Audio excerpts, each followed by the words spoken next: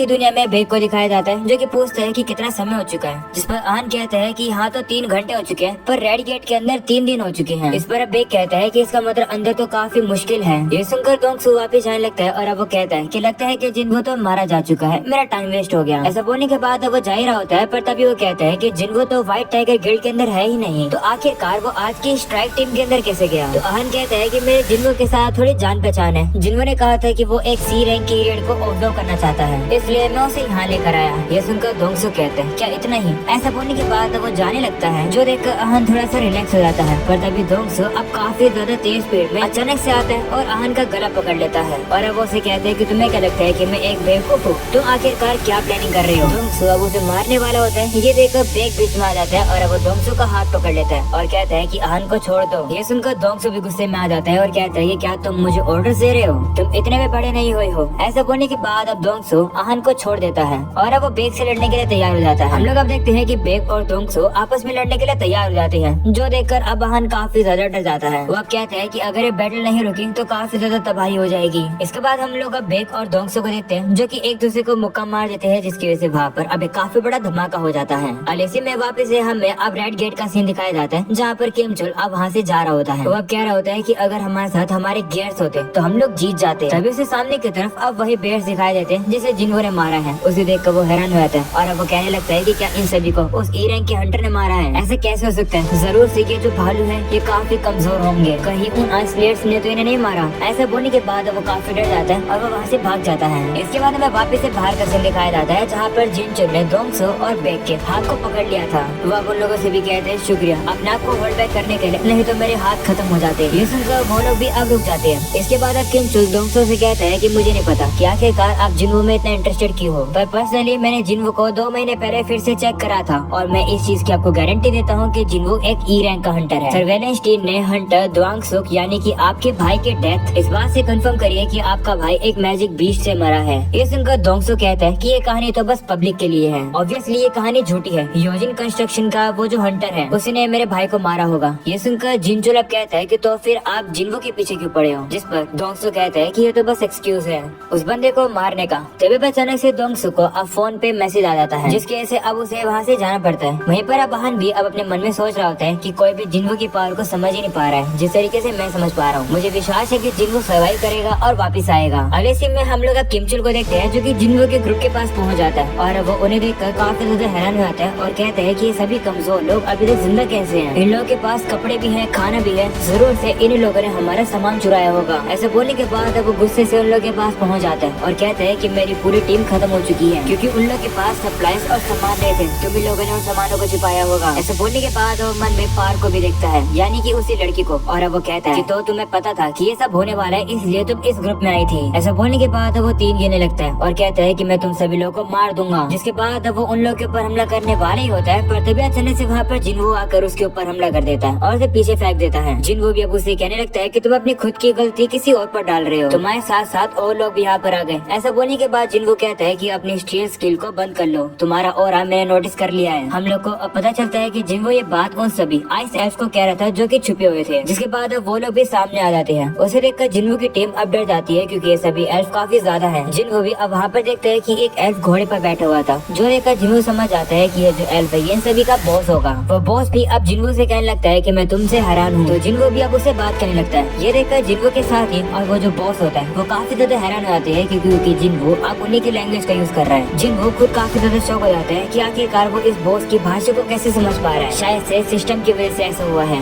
इसके बाद अब बॉस जिन्हो से कहते हैं कि अगर तुम मुझे समझ पा रहे हो तो अच्छी बात है। मैं तुम्हें सिंपली बताता हूँ कि मेरे इस दोस्त ने मुझे इन्फॉर्म किया है कि इन्हें एक खतरनाक सा एक पावरफुल सा इंसान मिला है, ये तुमसे लड़ना चाहता है। उसे देखकर जिन्हो को भी याद आता है कि ये तो वही एल्फ है जो कि उसे चिढ़ा कर गया था। जिन्हो अब बिना टाइम वेस्ट करे एकदम से आता है और उस एल्फ की गर्दन को उड़ा देता है। और अब जिन्हो उस बॉस से कहते हैं कि तुम्हें और कुछ चाहिए क्या। ये सुनकर बॉस भी कहता है कि तुम इंटरेस्टिंग हो। ये सुनकर जिन्हो उसके ऊपर हमला कर देता है, पर वो बॉस भी जिन्हो से लड़ने लगता है। जिन्हो अब हमला करके उस बॉस के घोड़े को तो मार देता है, पर उस बॉस को नहीं मार पाता है। उसे समझ आ जाता है कि इस बॉस को हराना इतना भी इजी नहीं होगा। जिसके बाद वो बॉस अब जिन्हो से कहता है कि तुम इंसान नहीं हो, तो इंसानों की एक्टिंग करना बंद करो। ये सुनकर जिन्हो शौक हो जाता है और कहता है कि तुम्हें क्या कह रहे हो। जिस पर बॉस कहते हैं कि लगता है कि तुम्हें पता नहीं है, दरअसल हमारे दिमाग में एक आवाज आती है जो कि हमें कहती है इंसानों को मारने के लिए, पर ये आवाज हमें तुम्हें मारने के लिए नहीं कह रही है। ये सुनकर जिन्हो सोचता है कि क्या आवाज आवाज सुनते हैं ये लोग कि ये भी कोई सिस्टम की तरह है। इसके बाद वो बॉस अब जिन्गो से कहते हैं कि हमें लड़ने की जरूरत नहीं है, तुम्हारे पीछे बस जो इंसान है वो हमारे हवाले कर दो, हम तुम्हें छोड़ देंगे। तो जिन्गो कहते हैं कि आखिरकार तुम हो कौन, आखिर तुम्हें इंसानों से लड़ना ही क्यों है। ये सुनकर बॉस अब थोड़ा सा ग्लिच करने लगता है और अब वापस से वही लाइन रिपीट करने लगता है। ये देखकर जिन्गो थोड़ा सा कंफ्यूज हो जाता है और वो सोचता है कि आखिर ये क्या था। जिन्गो अब उस बॉस के ऑफर को मना कर देता है। ये सुनकर बॉस कहते हैं कि क्या तुम हमें अपना दुश्मन बनाना चाह रहे हो, तुम डेफिनेटली हारोगे क्योंकि हम लोग ज्यादा हैं। ये सुनकर जिन्गो स्माइल करता है और कहता है कि क्या तुम श्योर हो। ऐसा बोलने के बाद जिन्गो अपनी शैडो मोनार्क आर्मी को बाहर निकाल लेता है, जो देखकर जिन्गो के बाकी साथी भी शौक हो जाते हैं कि आखिरकार जिन्गो ने क्या कर दिया। इसी तरीके से हम लोग अब देखते हैं कि वो जो सभी एल्फ होते हैं वो अब जिन्गो की आर्मी से लड़ने लगते हैं। ये सब देखकर जिन्गो के बाकी साथियों को समझ आता है कि वो इस फाइट में कुछ भी नहीं कर पाएंगे, इसलिए वो लोग अब साइड में हट जाते हैं। वो लोग अब भाग कर वहाँ से जा रहे होते हैं, पर तभी कुछ एल्फ उन लोग के ऊपर तीर चला देते हैं। ये देखकर जिन्गो वहाँ पर काफी तेजी से आता है और वो तीर पकड़कर उन्हीं से उन लोगों के ऊपर हमला कर देता है और वो सभी लोगों को खत्म कर देता है। जिन्गो भी अब अपने मन में कहता है कि मुझे समझ आ गया है कि वो जो बॉस है ये तो ज्यादा कॉन्फिडेंट क्यों है। ऐसा इसलिए क्योंकि जो मेरे समन्स है वो इमोर्टल तो है, पर उन्हें रीजनरेट करने में मुझे मैजिक पावर लगता है, इसलिए मेरा एमपी काफी जल्द खत्म हो जाएगा। और ये जो बॉस है ये तो मुझसे भी ज्यादा ताकतवर है, अगर इग्निस भी मेरे साथ मिलकर लड़ेगा तो भी इससे लड़ना मुश्किल होगा। मुझे एक ताकतवर फोर्स की जरूरत है इसे हराने के लिए। इसके बाद बॉस अब जिन्गो के ऊपर हमला करके सामने आ जाता है और कहता है कि मेरा नाम बारका है, तुम्हारा नाम क्या है। जिस पर जिन्गो भी अब उससे लड़ने के लिए तैयार हो जाता है और अपना नाम बताता है संग जिन्गो। इसके बाद अब उन दोनों की फाइट आपस में शुरू हो जाती है, जहाँ पर हम लोग अब देखते हैं कि बारका जिन्गो से थोड़ा बहुत ताकतवर होता है। वो जिन्गो के हमले को डॉज करके उसे पीछे गिरा देता है और कहता है कि काफी समय से मैंने इतनी खतरनाक बैटल नहीं लड़ी है। ये सुनकर जिन्गो अपने मेजर्स को बुलाता है और अब उसके ऊपर फायर का हमला करवा देता है। दूसरी तरफ अब किमचुल को भी होश आ जाता है और अब उसे पता चल जाता है कि उसके ऊपर जिन्गो ने हमला किया था। वो अब जिन्गो को सामने देखकर काफी ज्यादा गुस्से में आ जाता है और अब अपनी तलवार उठाकर जिन्गो से लड़ने के लिए आगे बढ़ता है। जिन्गो भी अब देखता है कि उसके पीछे से हमला करने के लिए किमचुल आ रहा है और सामने की तरफ से बारका आ रहा है। जिन्गो भी अब ये चीज देख लेता है। इसके बाद अब बारका जैसे जिन्गो के ऊपर हमला करने के लिए आता है तभी अचानक से एक और शैडो सोल्जर सामने आ जाता है जो कि अब बारका को रोक लेता है। जिसके बाद हमें थोड़ा बहुत पास्ट का सीन दिखाया जाता है जहाँ पर किमचुल अब जिन्गो के ऊपर हमला करने के लिए आ रहा था, जहाँ पर जिन्गो भी अब उसे देखकर कहता है कि मैंने तुम्हारे अगले मूव को प्रेडिक्ट कर लिया था। जिसके बाद जिन्गो इग्निस को बाहर निकाल कर किमचुल को मरवा देता है। किमचुल भी शॉक हो जाता है और कहता है जिन्गो तुम्हें ये पता था कि ये सब होगा। इसके बाद अब किमचुल जैसे मरता है जिन्गो अब अराइज कर देता है, यानी कि अब वो किमचुल को अपनी शैडो मोनार्क आर्मी का एक और सोल्जर बना लेता है। और अब किमचुल ही वही सोल्जर होता है जो कि अब बारका के सामने आ जाता है और अब हमला करके बारका को पीछे कर देता है। जिसके बाद जिन्गो अब उसका नाम दे देता है आयरन। ये सब देखकर बारका को फिर से गुस्सा आ जाता है और अब वो आयरन से लड़ने के लिए आगे आ जाता है। आयरन भी अब बारका से लड़ने लगता है। वहीं हम लोग बाकी सभी लोगों को भी देखते हैं जो कि इस फाइट को देख रहे होते हैं। ये फाइट देखकर उन लोगों को तो लग ही नहीं रहा होता है कि हंटर्स ऐसे भी लड़ सकते हैं। वहीं पर अब बारका को आयरन से लड़कर मजा ही नहीं आ रहा होता है, इसलिए वो अब जिन्गो से कहता है कि तुम और अपने नाइट के साथ मेरे साथ लड़ो। तो जिन्गो भी कहते हैं ठीक है। जिसके बाद अब जिन्गो और इग्निस जाकर अब बारका से लड़ने लगते हैं। वहीं पर बारका भी अब अकेले उन लोगों को काफी अच्छे टक्कर दे रहा होता है। तभी इस फाइट के बीच में आयरन भी आ जाता है जो कि गुस्से में बारका के ऊपर हमला करने वाला होता है, जो देखकर बारका कहता है कि सबसे पहले तो मैं तुम्हें मारूंगा। ऐसा होने के बाद वो उसके ऊपर हमला करने के लिए आगे बढ़ता है, पर तभी इसी मौके का फायदा उठाकर जिन्गो अचानक से बारका के पीछे आकर उसे घायल कर देता है। इस वजह से अब बारका भी थोड़ा से पीछे आ जाता है। वो अब जिन्गो से कहता है कि तुम मुझे काफी हल्के में ले रहे हो, जिस पर जिन्गो कहता है कि तुम ताकतवर हो पर तुम्हारे सोल्जर्स नहीं।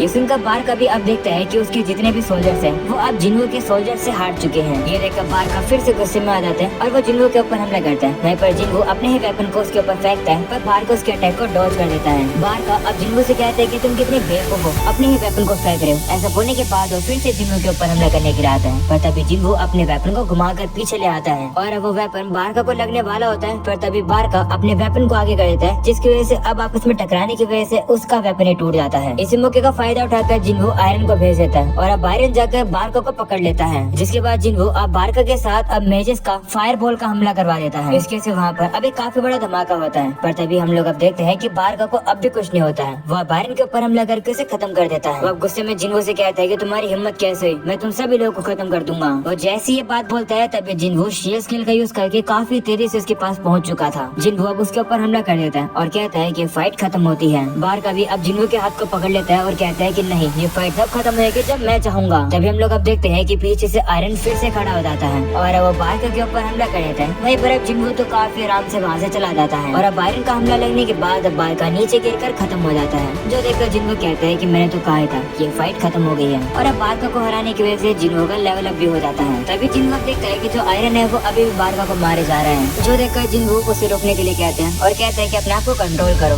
ऐसा बोलने के बाद जिन्गो वहाँ से चला जाता है। जिसके बाद आयरन इग्निस की तरफ देखते हैं, पर एक रिस भी अब उसे इग्नोर करके चला जाता है। तो अब बायरन उन मेजेस की तरफ देखता है, तो अब वो लोग भी उसके साथ वाइब करने लगते हैं। जिसके बाद जिन वो अब अपने साथी के पास आता है और कहता है कि अब फाइट ओवर हो चुकी है, हम लोग अब चलते हैं हमारे वापस से दुनिया में। और बाकी सभी लोग भी ये देखकर खुश हो जाते हैं कि गेट खुल चुका है और अब वो लोग फाइनली घर जा पाएंगे। वहीं पर जिन वो जाने से पहले ट्राई करते हैं कि वो बारका को अपना सोल्जर बना ले। अगले सीन में अब वापस से आन को दिखाया जाता है, जो कि बेग से कहता है कि गेट के अंदर एक हफ्ता पूरा हो चुका है, आप घर चले जाओ, हम लोग यहीं खड़े रहेंगे। जिस पर बेग कहते हैं कि नहीं, हमारे गिल्ड के मेंबर अभी भी अंदर फंसे हुए हैं, तो मैं नहीं जा सकता हूँ, मैं सुबह तक वेट करूंगा। तभी हम लोग अब देखते हैं कि वो जो रेड गेट होता है वो वापस से ब्लो हो जाता है और अब वहाँ से लोग आने लगते हैं। ये देखकर बेग काफी खुश हो जाता है और अब मन में कहता है कि मुझे पता था किम जो तुम ये कर दिखाओगे। पर तब हम देखते हैं कि वहाँ से अब वही लड़की और अब वो हंटर बाहर आ जाते हैं। उन्हें देखकर बेग कहता है कि तुम्हें देखकर अच्छा लगा, बाकी सभी लोग कहाँ पर हैं। जिसके बाद अब जिन और सॉन्ग भी बाहर आ जाते हैं। जिन को देखकर अब बहन काफी ज्यादा खुश हो जाता है और कहता है कि मुझे पता था कि जिन ये कर दिखाएगा। जिसके बाद हम देखते हैं कि वो जो गेट होता है वो बंद हो जाता है। ये देखकर बेग शॉक हो जाता है और कहता है कि बाकी सभी लोग कहाँ पर थे और किमचुल कहाँ है। वो मन में कहने लगता है कि ऐसा कैसे हो गया, सिर्फ लो रैंक के हंटर्स वापस आए हैं। दूसरी तरफ जिन अब सॉन्ग को अपने साथ ले जाने लगता है और कहते हैं कि मैं तुम्हें घर छोड़ दूंगा। वो लोग वहाँ से जा रहे होते हैं, पर तभी बेग अब जिन्वो को पकड़ लेता है और कहता है कि मैं तुमसे कुछ क्वेश्चंस पूछना चाहता हूँ। जिस पर जिन्वो कहता है कि माफ करना, मैं थका हुआ हूँ, अपने गिल्ड के लोगों से क्वेश्चन पूछना। ऐसा बोलने के बाद जिन्वो वापस से जाने लगता है, जो देखकर बेग गुस्से में आ जाता है और अब अपनी पावर को यूज करके जिन्वो को फिर से रोक लेता है और कहता है कि ये मेरा ऑर्डर है। वो अब कहता है कि मेरे गिल्ड के 6 लोग मिसिंग हो चुके हैं, तो ये मेरी रिस्पॉन्सिबिलिटी है ये पता लगाने की कि उनके साथ क्या हुआ। ये सुनकर जिन्वो भी उसे गुस्से में देखता है और कहता है कि तुम सही कह रहे हो भाई, मैंने तुम्हारे गिल्ड के 2 मेंबर्स को बचाया है, तो तुम्हें लगता है कि तुम्हें मेरा शुक्रिया करना चाहिए। ये सुनकर बेग की भी बोलती बंद हो जाती है और वो जिन्वो को छोड़ देता है और कहता है कि मुझे माफ कर दो। जिसके बाद जिन्वो गाड़ी में बैठकर सॉन्ग को वहाँ से लेकर चला जाता है।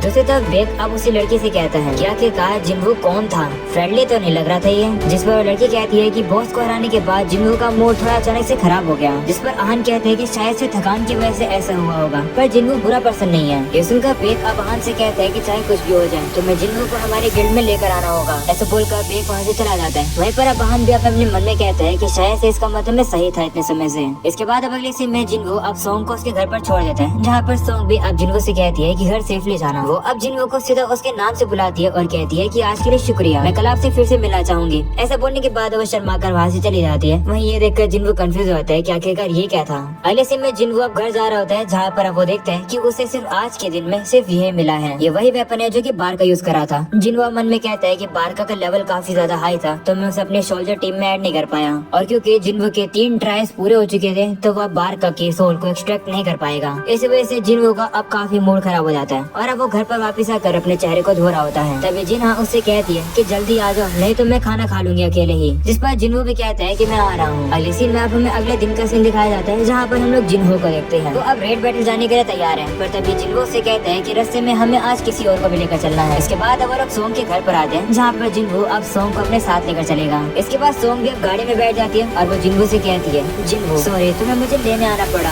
वहीं पर अब जिन्हो ये देखकर काफी ज्यादा शौक हो जाता है कि सोंग जिन्हो को जिन्हो कहकर बुला रही है। इसके बाद जिन्हो अब सोंग से कहते हैं कि क्या तुम उसके बाद सो पाई। जिस पर वो कहती है नहीं बिल्कुल भी नहीं, क्योंकि मैं घर लेट पहुंची थी। वहीं पर उन लोग की बातें सुनकर जिन्हो को अब कुछ गलत फहमी हो जाती है। अब जिन्हो से कहते हैं कि मुझे नहीं पता कि तुम दोनों के बीच में क्या चल रहा है, पर जिन्हो आपको पता तो है ना कि सोंग अंडर एज है। तो जिन्हो कहते हैं हाँ, तो फिर क्या हुआ। ये सुनकर अब जिन्हो फिर से शौक हो जाता है और कहते हैं नहीं कुछ भी नहीं हुआ। इसके बाद वो लोग गाड़ी ड्राइव करके वहाँ से चले जाते हैं।